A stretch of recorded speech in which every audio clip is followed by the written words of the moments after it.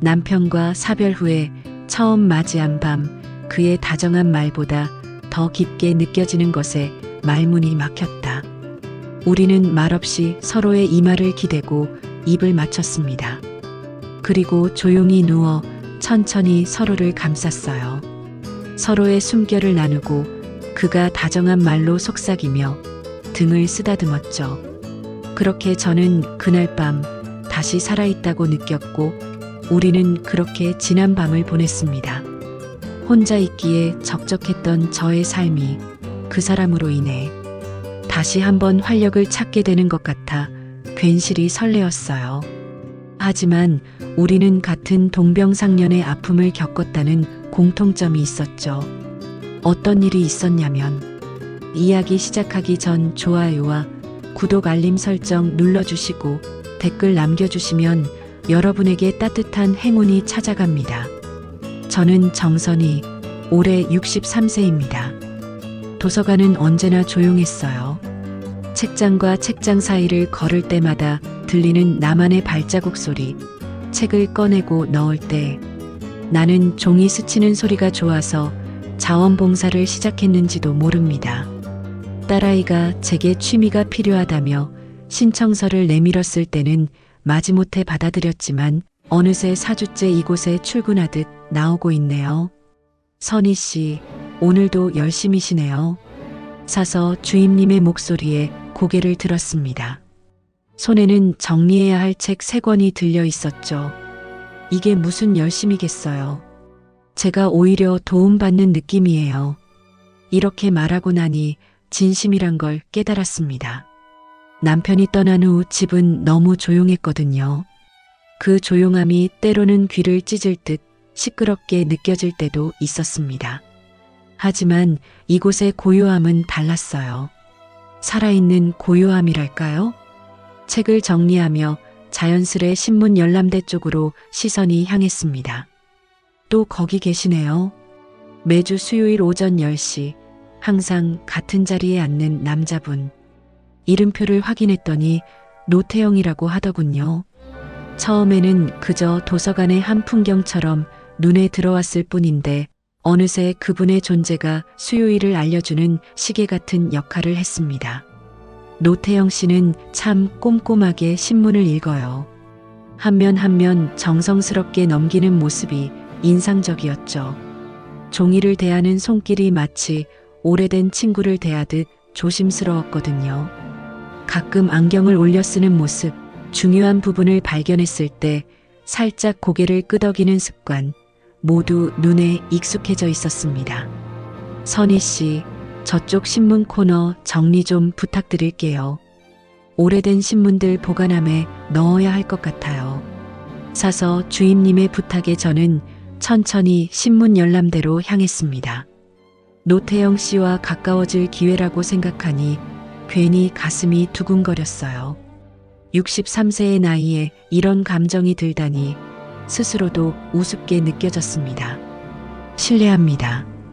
보관함에 넣을 신문들을 정리해야 해서요. 노태영 씨는 고개를 들어 저를 바라봤습니다.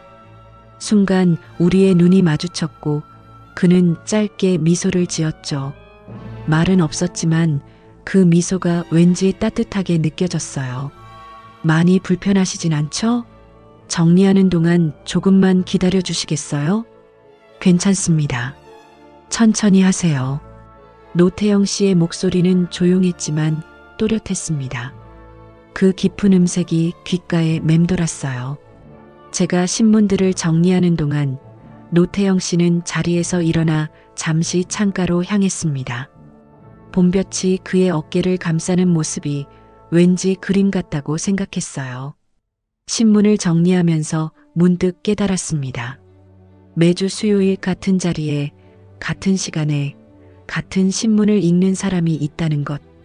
그리고 괜히 그가 안 오면 궁금해질 것 같다는 생각도 들었어요.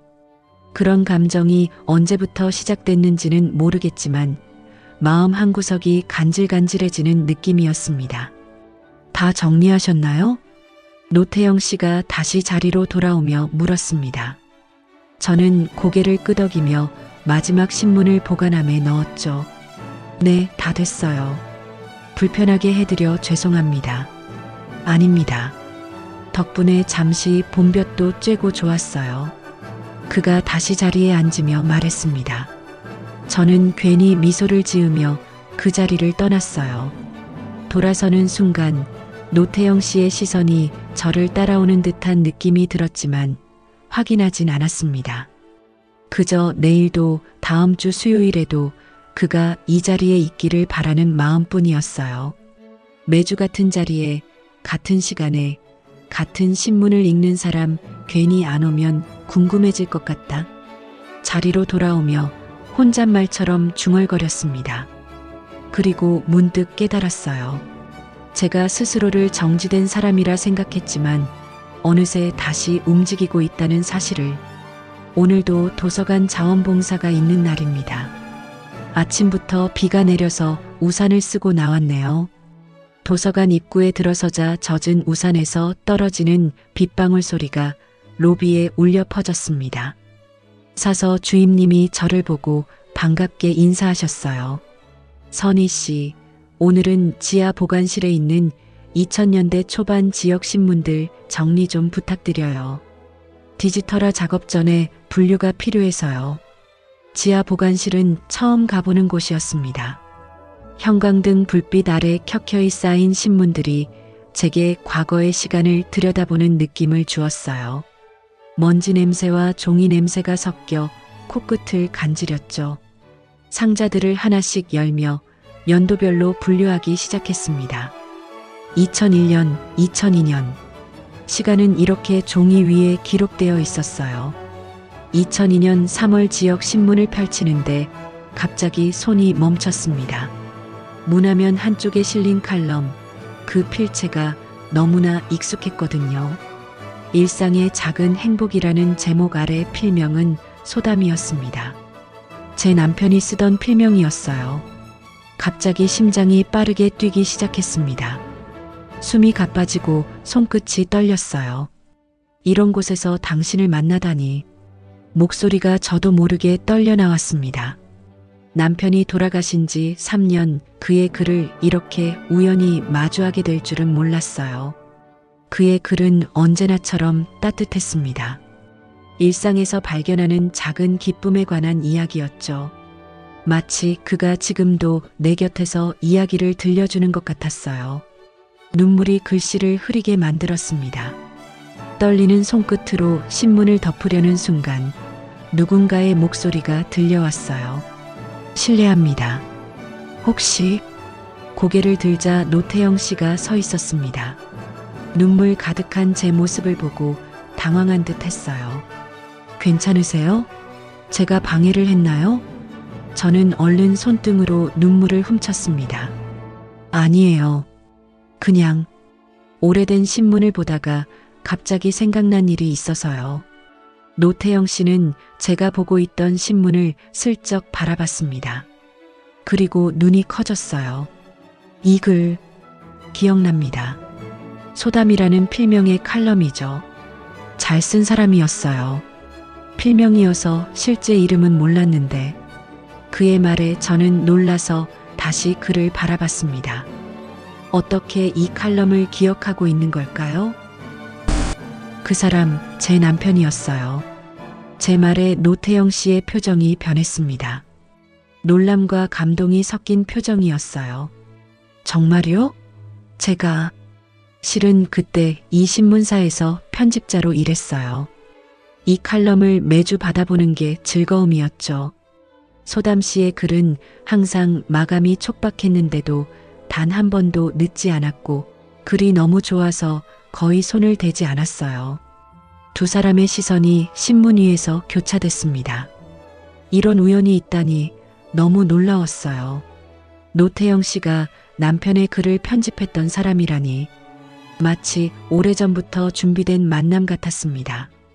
그럼 매주 수요일 신문을 보시는 이유가 네, 옛 기억을 되새기는 시간이에요. 편집자로 일했던 시절이 그립기도 하고요. 노태영 씨는 조심스럽게 제 옆에 앉았습니다. 우리 사이에는 남편의 칼럼이 놓여 있었어요. 남편분 글이 참 따뜻했어요. 읽는 사람의 마음에 작은 위로가 되는 그의 말에 저는 고개를 끄덕였습니다. 눈물이 다시 차오르려고 했지만 이번엔 슬픔보다는 따뜻함이 더 컸어요. 남편은 글 쓰는 걸 좋아했어요. 주변의 소소한 일상을 글로 담아내는 걸 행복해했죠. 매주 칼럼을 쓰고 나면 저에게 먼저 읽어주곤 했는데 말을 이어가려다 목이 메었습니다. 노태영 씨는 말없이 기다려 주었어요. 그 배려가 고마웠습니다. 그는 그 글을 다듬던 사람, 저는 그 글을 기다리던 사람이었네요. 이 말을 하고 나니 마치 오래된 퍼즐 조각이 맞춰지는 듯한 느낌이 들었습니다.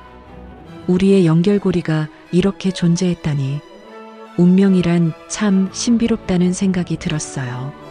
남편의 칼럼을 발견한 후 일주일이 지났습니다. 그날 이후 노태영 씨와 나눈 대화가 계속 머릿속에 맴돌았어요. 우연이라고 하기엔 너무 특별한 인연이었죠. 남편이 쓴 글을 편집했던 사람을 이렇게 만나다니 마치 남편이 저에게 보낸 메시지 같았습니다. 수요일이 되자 평소보다 조금 일찍 도서관에 도착했어요. 괜히 거울을 보며 머리를 매만졌고 오랜만에 작은 브로치도 달았습니다. 스스로도 이런 행동이 어색했지만 기분 좋은 설렘이 있었어요. 마치 오랜 겨울잠에서 깨어난 듯한 느낌이었죠. 오늘은 좀 달라 보이시네요, 선희 씨.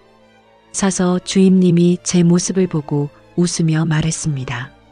저는 부끄러워 고개를 숙였어요. 그냥 기분 전환 삼아요.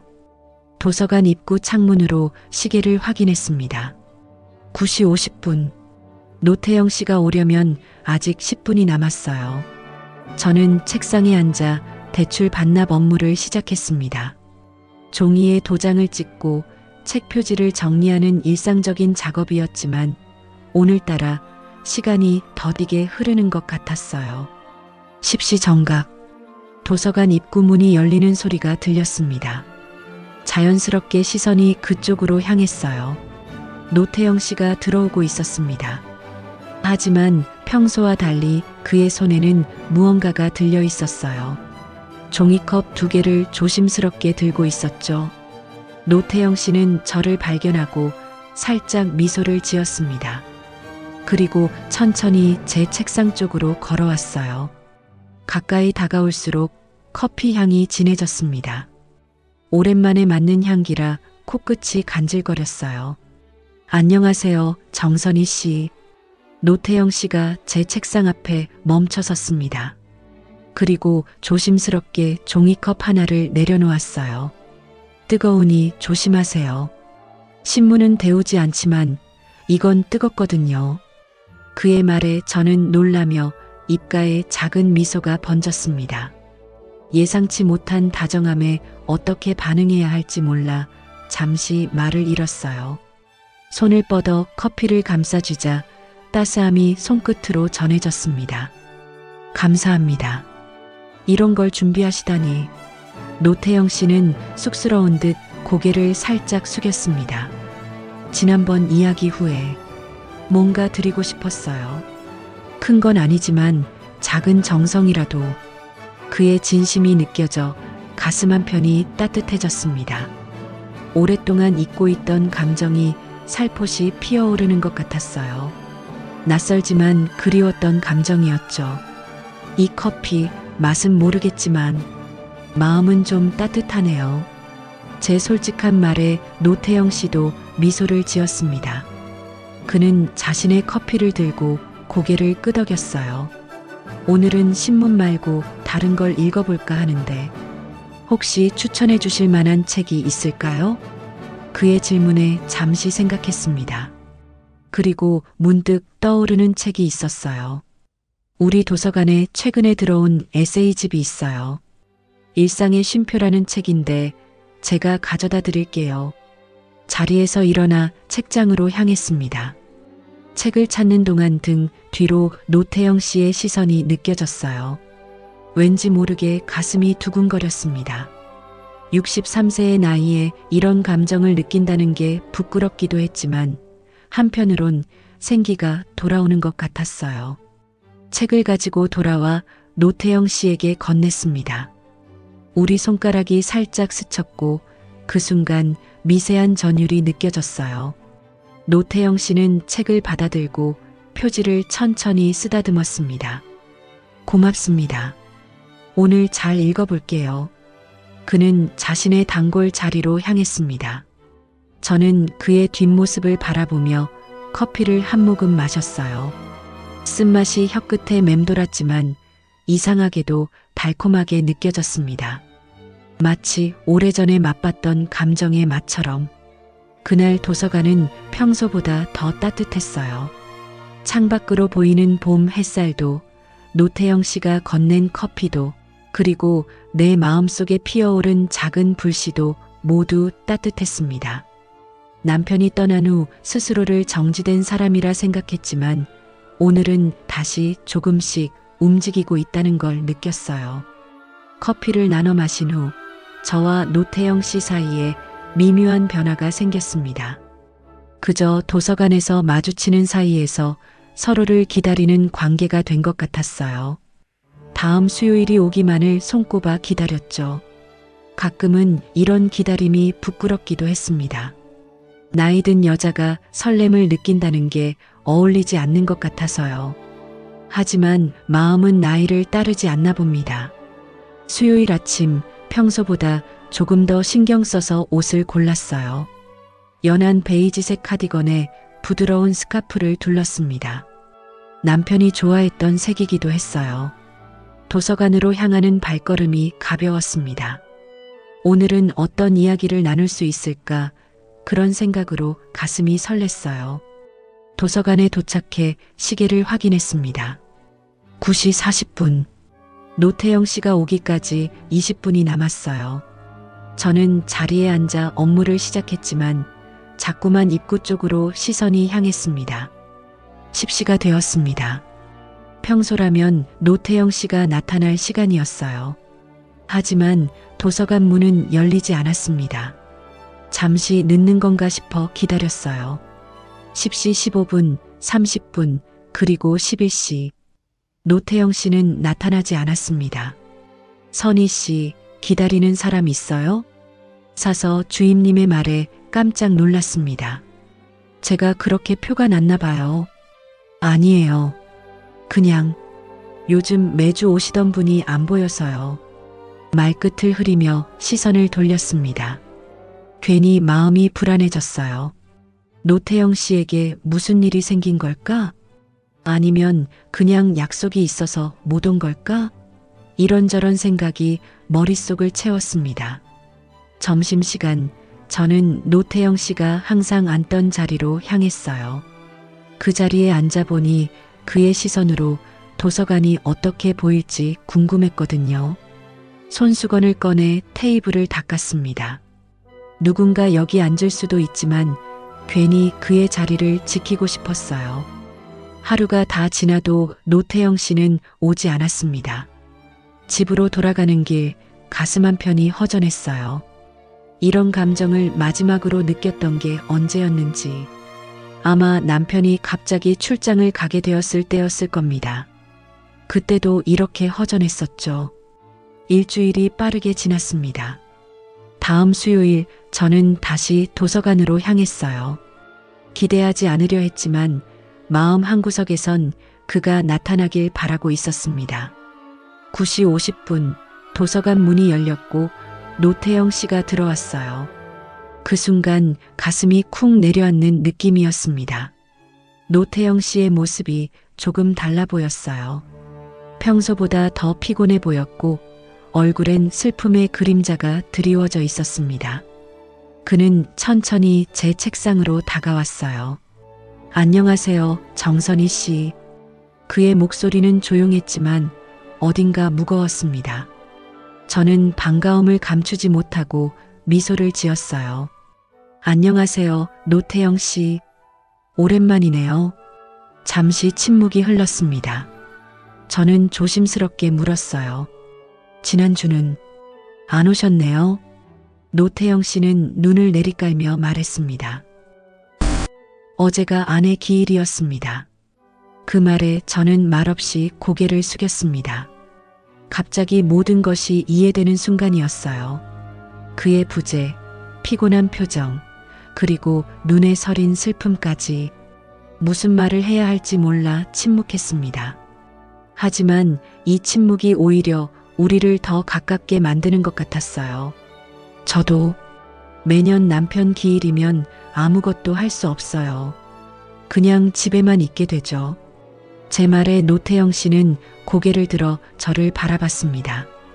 우리의 눈이 마주쳤고 그 안에서 서로의 상실을 읽을 수 있었어요. 말로 표현하지 않아도 서로를 이해하는 순간이었습니다. 아내가 떠난 지 벌써 7년이 되었네요. 하지만 여전히 그의 말이 끊겼습니다. 말을 이을 필요가 없었어요. 저도 같은 마음이었으니까요. 시간이 지나도 그 빈자리는 채워지지 않는다는 것, 우리는 그것을 알고 있었습니다. 두 사람 사이에 말보다 더 깊은 침묵이 흘렀습니다. 그 침묵 속에는 이해와 위로, 그리고 공감이 가득했어요. 각자의 상실이 처음으로 마주하는 순간이었죠.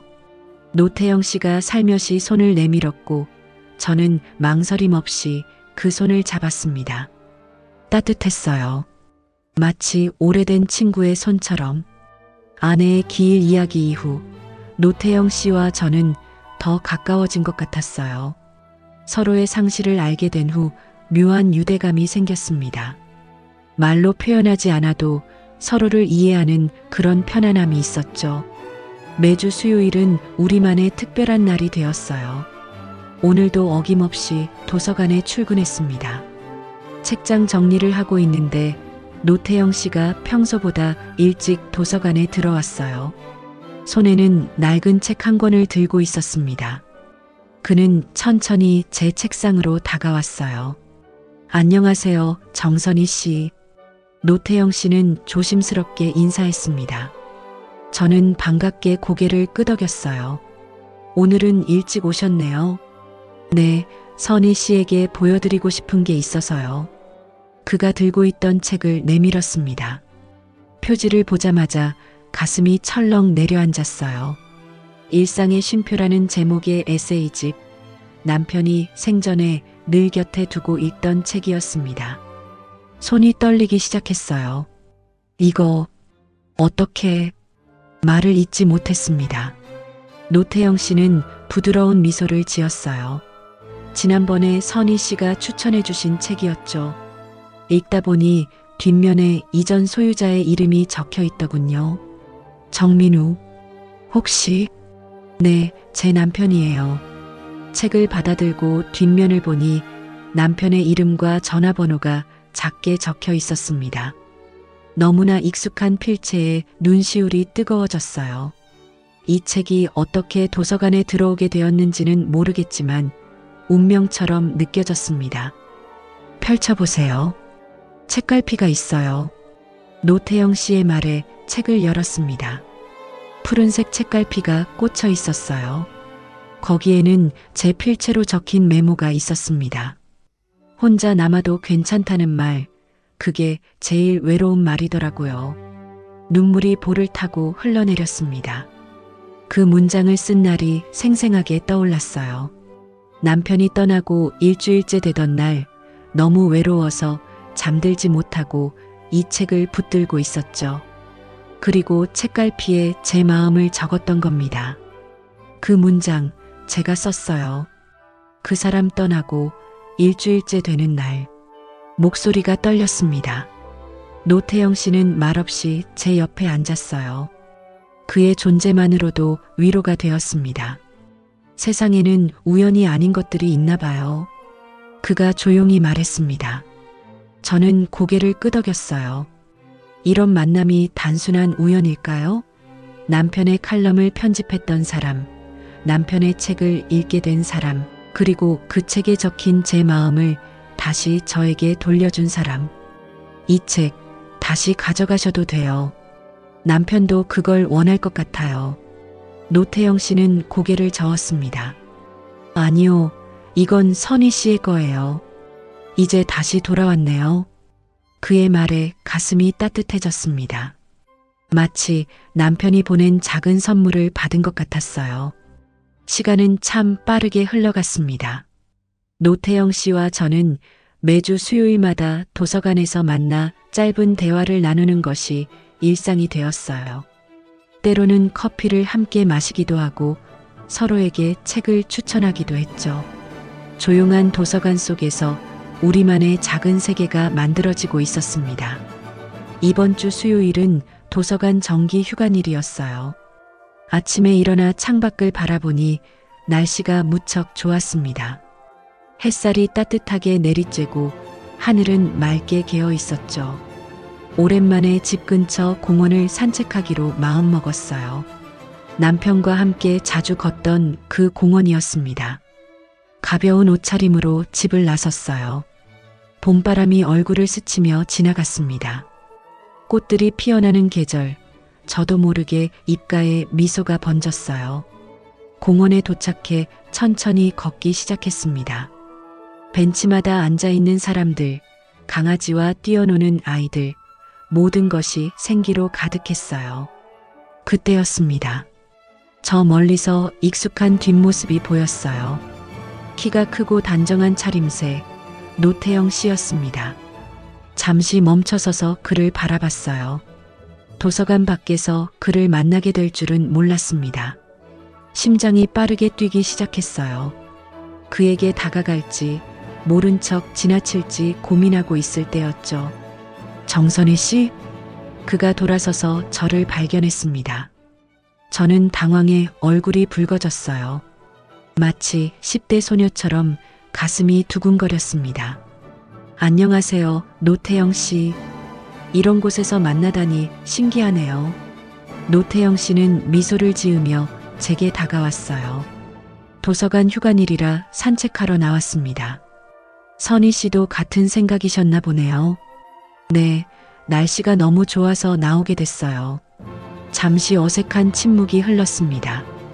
도서관이라는 익숙한 공간을 벗어나 이렇게 만나니 뭔가 달랐어요. 더 사적인 만남 같다고 할까요? 혹시 함께 걸어도 될까요? 노태영 씨의 질문에 저는 고개를 끄덕였습니다. 우리는 나란히 걷기 시작했어요. 처음에는 말없이 걸었습니다. 하지만 이상하게도 그 침묵이 불편하지 않았어요.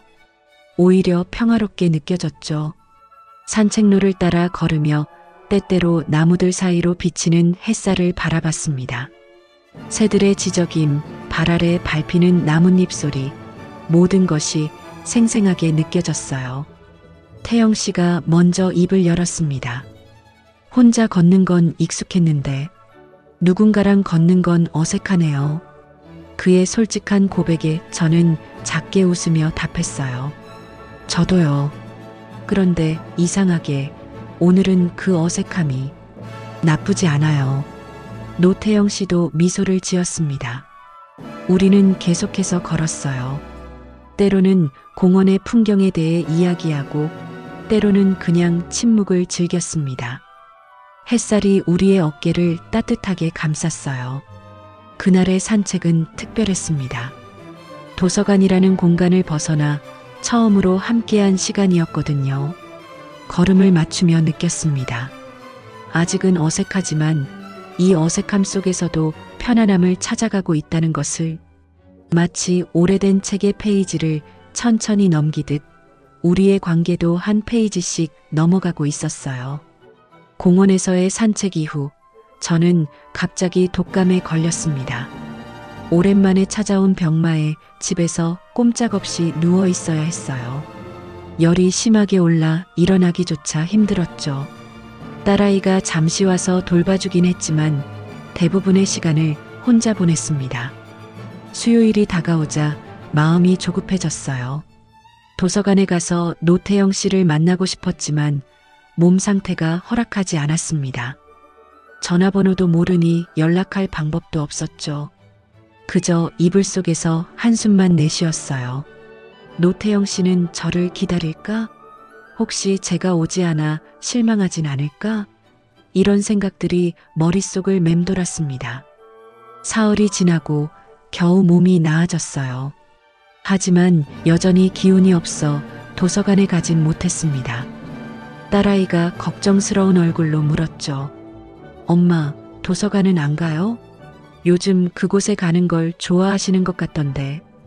아직 몸이 좀 약해서 다음 주에 가야 할 것 같아. 대답하며 창밖을 바라봤습니다. 노태영 씨는 지금 무엇을 하고 있을까? 도서관에서 혼자 신문을 읽고 있을까? 이런 생각이 들었어요. 드디어 다음 수요일이 되었습니다. 아직 완전히 회복되진 않았지만 도서관에 가기로 마음먹었어요. 평소보다 조금 늦게 도착했습니다. 가슴이 두근거렸어요. 어쩐지 노태영 씨를 만나는 게 더 긴장되었습니다. 도서관에 들어서자 사서 주임님이 반갑게 맞아주셨어요. 선희 씨, 많이 아프셨다면서요? 이제 괜찮으세요? 네, 이제 좀 나아졌어요. 죄송해요. 갑자기 자리를 비워서. 아니에요. 건강이 우선이죠. 아, 맞다. 선희 씨 책상에 누가 쪽지를 남겼어요. 사서 주임님의 말에 가슴이 뛰었습니다. 저는 서둘러 제자리로 향했어요. 책상 위에는 작은 쪽지가 놓여 있었습니다. 조심스럽게 집어들어 펼쳐보았어요. 다음 수요일에도 오시죠. 같은 자리에서 기다릴게요. 노태영 씨의 필체였습니다. 그 짧은 문장에 가슴이 따뜻해졌어요. 그가 저를 기다렸다는 사실이 기뻤습니다. 쪽지를 조심스럽게 가방에 넣고 주변을 둘러봤어요. 노태영 씨는 보이지 않았습니다. 시간이 흘러 다음 수요일이 되었어요. 이번엔 일찍 도서관에 도착했습니다. 설렘과 기대감으로 발걸음이 가벼웠어요. 도서관 입구를 열고 들어서는데 제 책상이 눈에 들어왔습니다. 놀랍게도 제 자리에는 따뜻한 커피 한 잔과 접힌 신문이 준비되어 있었어요. 그리고 그 옆에는 노태영 씨가 서 있었습니다. 우리 눈이 마주치자 그가 부드럽게 미소 지었어요. 저도 모르게 입가에 미소가 번졌습니다. 안녕하세요, 정선희 씨. 많이 아프셨다고 들었어요. 이제 괜찮으신가요? 네, 이제 괜찮아요. 걱정해 주셔서 고맙습니다. 저는 책상 앞에 앉았고 노태영 씨도 제 옆자리에 조용히 앉았습니다. 우리는 특별한 말 없이 그렇게 나란히 앉아 있었어요. 하지만 그 침묵 속에는 많은 이야기가 담겨 있었습니다. 그의 기다림, 제 그리움, 그리고 다시 만난 안도감까지. 그날은 유난히 길게 느껴지는 하루였습니다. 도서관 창밖으로 비가 내리기 시작했어요. 처음엔 가늘게 내리던 비가 점점 굵어졌죠. 마감 시간이 다가오자 사서 주임님이 말씀하셨습니다. 이런 날씨에 귀가하기 힘들겠네요. 선희 씨, 일찍 퇴근하셔도 괜찮아요. 저는 고개를 저었습니다. 왠지 오늘은 도서관에 더 머물고 싶었어요. 노태영 씨도 평소보다 오래 자리에 앉아 있었습니다. 마지막 이용자가 떠나고 도서관은 우리 둘만 남았어요. 창밖의 빗소리가 공간을 채웠습니다. 도서관 문을 닫을 시간, 저는 용기를 내어 노태영 씨에게 다가갔어요. 심장이 빠르게 뛰었습니다. 그동안 우리가 나눈 시간들, 커피 한 잔의 온기, 조용한 산책, 기다림의 쪽지, 이 모든 순간들이 제 마음을 조금씩 녹였어요. 오늘 밤 혼자 있기 싫어요. 제 목소리가 떨렸습니다. 노태영 씨는 놀란 듯 저를 바라봤어요. 그리고 천천히 고개를 끄덕였습니다. 저도 그래요. 우리는 함께 우산을 쓰고 걸었습니다. 빗방울이 우산을 두드리는 소리가 리듬감 있게 들렸어요. 집으로 가는 길, 그의 존재가 든든하게 느껴졌습니다. 그동안 혼자 걸었던 길이 오늘은 특별하게 다가왔어요. 집에 도착해 불을 켰습니다. 오랜만에 누군가를 초대한 집안이 갑자기 낯설게 느껴졌어요. 남편의 사진이 눈에 들어왔습니다. 오늘 밤 이 선택이 괜찮은 걸까? 하는 생각이 스쳤지만 이상하게도 마음이 편안했어요. 차 한 잔 드릴게요. 저는 주방으로 향했고 노태영 씨는 거실을 천천히 둘러봤습니다. 따뜻한 차를 준비해 거실로 돌아왔어요. 노태영 씨는 소파에 앉아 있었습니다. 저는 그의 옆자리에 앉았어요. 빛은 은은한 스탠드 하나뿐이었죠. 우리는 조용히 차를 마시고 찻잔을 내려놓았습니다. 침묵이 흘렀지만 불편하지 않았어요. 창밖으로 들리는 빗소리가 우리의 고요함을 더 깊게 만들었습니다. 태영 씨가 조용히 물었습니다. 괜찮으시겠어요? 그 질문에는 많은 의미가 담겨 있었어요. 이대로 괜찮은지, 함께 있어도 괜찮은지, 우리가 서로에게 다가가도 괜찮은지. 저는 대답 대신 그의 손등을 가만히 쓰다듬었습니다. 오랜 시간 동안 누군가의 손을 잡는다는 게 어색했지만 이상하게도 자연스러웠어요. 당신이 한 말도 따뜻했지만 지금 이 손이 더 깊게 들어와요. 노태영 씨는 제 손을 부드럽게 끌어안았습니다. 그리고 조심스럽게 제 등을 감싸며 속삭였어요. 말은 조심스럽고 손은 진심이니까요. 그 말에 가슴이 먹먹해졌습니다. 우리는 서로에게 조금씩 가까워졌어요. 두 사람은 말없이 서로에게 이 말을 기댔습니다. 그의 숨결이 느껴졌어요. 천천히 다가온 입술, 첫 입맞춤은 서툴렀지만 따뜻했습니다. 우리는 어깨를 맞댄 채 소파에 기대어 누웠어요. 서로를 감싸안은 채로 그저 있는 것만으로도 충분했습니다. 노태영 씨의 심장 소리가 들렸어요. 규칙적인 그 소리에 위안을 느꼈습니다. 그날 밤 나는 다시 살아있다고 느꼈습니다. 남편을 떠나보낸 후 처음 맞이한 밤, 그의 말보다 더 깊게 나를 움직인 건 조심스레 내 손을 감싸던 그의 손, 그리고 말없이 안아준 그의 체온이었어요. 비가 그치고 창문으로 달빛이 스며들었습니다. 노태영 씨의 품 안에서 오랜만에 평온한 숨을 쉬었어요. 우리는 서로에게 새로운 시작이었습니다. 상실의 아픔을 이해하는, 말보다 더 깊은 이해로 연결된 사람들.